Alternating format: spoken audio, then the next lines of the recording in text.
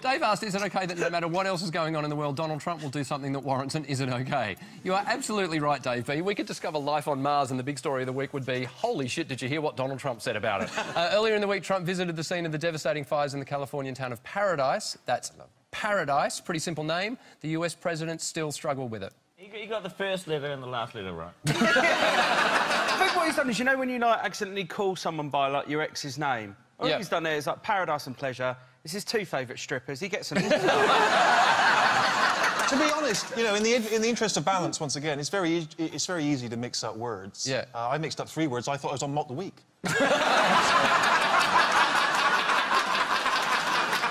And after previously tweeting that bad management was to blame for the fires, Trump then went on to explain how to fix the situation. I mean, Stephen, we may all think that Donald Trump is a gormless spunk trumpet, but in the interest of balance, you know... In the interest of balance, you know, I think I speak for Taika and I, we've both spent a lot of time in California. There's a lot of leaves, particularly in the autumn. And they need to be raked. Very good, very nice leaves on both sides. Nice leaves. Very nice. Yeah. He wants to get rid of the leaves, but a lot of the gardening is done by Hispanic people, and he also wants to get rid of them as well. So it's a very tricky situation. Stella said, is it OK that Donald Trump called Tim Cook of Apple Tim Apple as an easy way to save time and words? Yeah, now, look, this started last week. The US president made this faux pas when referring to the CEO of Apple, Tim Cook. Now, this week, Donald Trump tweeted to say he did it to save time and words. You know, because he's known for his brevity. Thank God he wasn't in a meeting with Richard Branson. Yes? I just love the fact that Tim Apple is kind of... It's the way you save someone on your phone when you don't really know them. It's like Colin Builder or, like, Josh Work.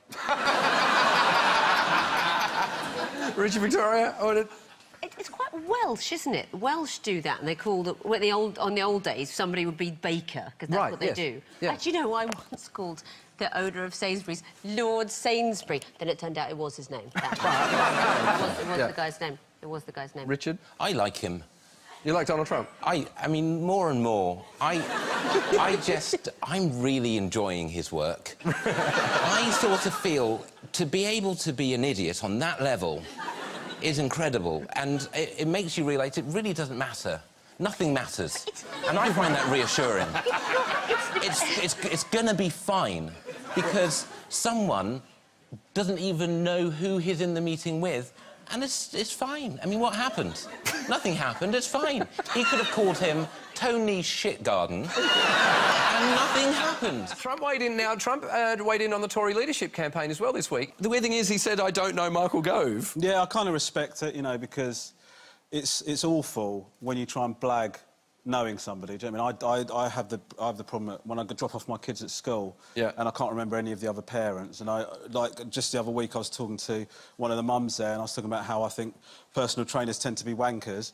And then she told me she was a personal trainer, and then I remembered, of course she was, because she told me that the previous week. Do you know what I mean? So it's just sort of... I think it's quite... I kind of respect it that he sort of admitted, but I find it difficult to believe that he doesn't know him. Do you know what I mean? Well, no, because we had a photo with him. He interviewed him like 6 months ago. Here's the photo of him with Michael Gove. They clearly know each other.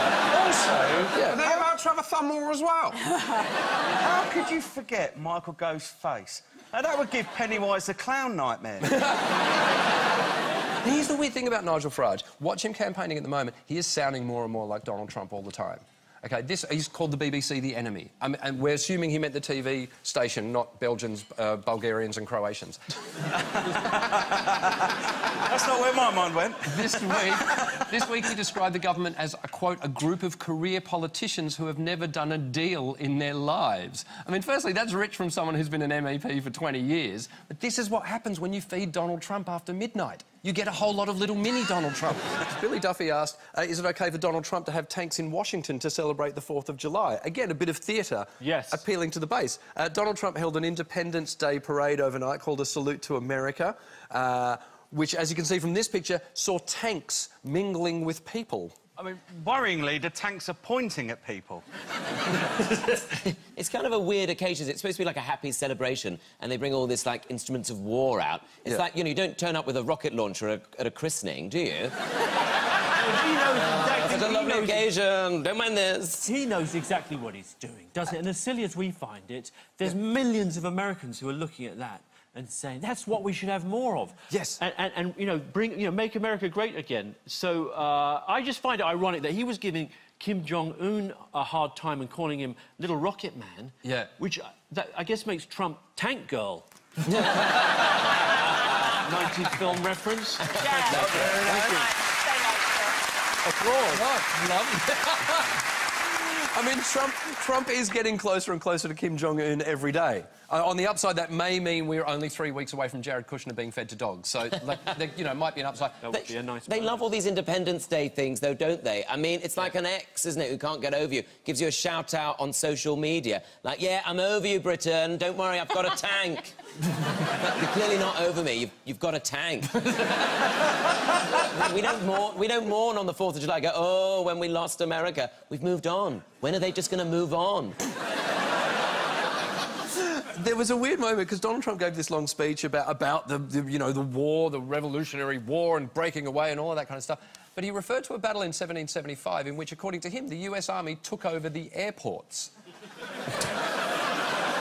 Which is kind of incredible, since air travel wasn't invented for another 120-odd years. OK, I'm going to pick you up on that. Air travel existed from 1783 in balloons.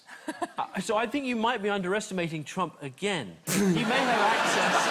I think he's got access to secret government data that suggests... Because it would have been 1776, the war, 8 years before balloon flight was invented, but maybe he has secret files that suggest it happened earlier. They were balloon airports. What? So you're telling me that he watched Up and went... So there were possibly people on the battlefield going, oh, my God, it's a balloon bombing raid. We've got 4 weeks to get away. It's so beautiful as well. So